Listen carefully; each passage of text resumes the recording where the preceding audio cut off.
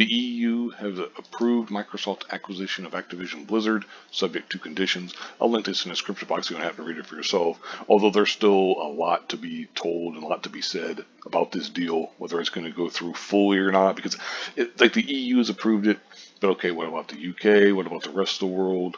You know, all this kind of stuff. But basically, the EU is saying as long as Microsoft lives up to their end of the bargain, lives up to what they've promised they'll do, they'll approve it. And I got an article here from IGN, the Take-Two boss. The CEO, Strauss Zelnick, is supportive of a Microsoft Activision deal. What's good for them is good for the industry. They talk, you know, because he'd mentioned before about, because the whole cloud gaming was what kind of messed it up for the UK and stuff. But he says, I think it's important to never confuse a distribution technology, streaming, with a business model. I would love to believe that streaming our titles would massively expand the marketplace. I'm not sure there's any reason to believe that, though.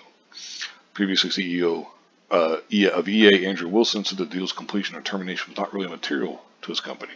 Other companies such as Nvidia have already expressed support thanks to Microsoft's 10-year deal with them for Call of Duty access, though Sony remains vehemently opposed. Also, as a part of today's earnings, talking about Take-Two's, we got a glimpse of the publisher's release slate for the coming year, learned that it's canceled multiple unannounced games, and saw some enormous future business projections that have a suspicious GTA 6 may be imminent.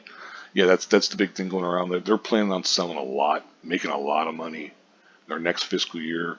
So it's pretty damn likely that GTA 6 is going to be coming out relatively soon-ish, whatever you want to call it. But then I got a couple other things to show, but this isn't really relevant to the Microsoft EU stuff. I just thought it was kind of cool. It's on the PlayStation buy. I don't want to make an entire video about just this. Sony's recently announced they got the first look at new images and UI of the Access controller for PS5, an all-new accessibility controller kit.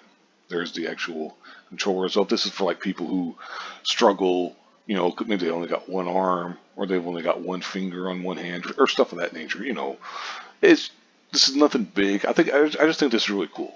You know, that it allows more people to play the games or play games, certain games, that otherwise they wouldn't be able to.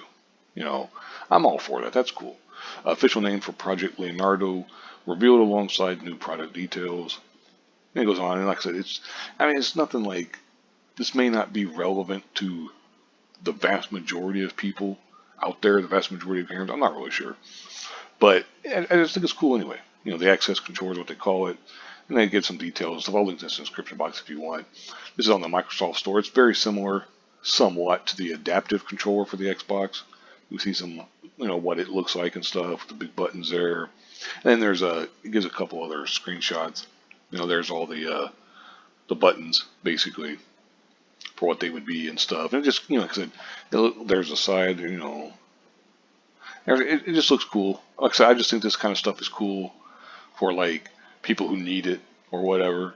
If you don't need it, it doesn't affect you, it doesn't bother you. You know, so it's like, to me, it's a net win. Anything that's like accessibility-wise, whether it's subtitles, color blindness, etc., I'm all for that kind of stuff because it doesn't take away from anything, which is the exact way to do it. That's like the exact, you know, idea of inclusion, is you're including other people, but you're not excluding anybody else. Because this kind of stuff, or the Access controller or whatever, doesn't prevent anybody else from playing the game, because even if they were to make games specifically for these types of controllers, although I don't see how that would be, but whatever, you know, it's still, there's so many games out there, there's so much stuff out there. This kind of stuff is just cool. Like I said, you know, not really relevant to these other stories, but okay, you know. I'll link all this stuff in the description box if you want to check it out for yourself. Thank you very much for watching, and have a good one.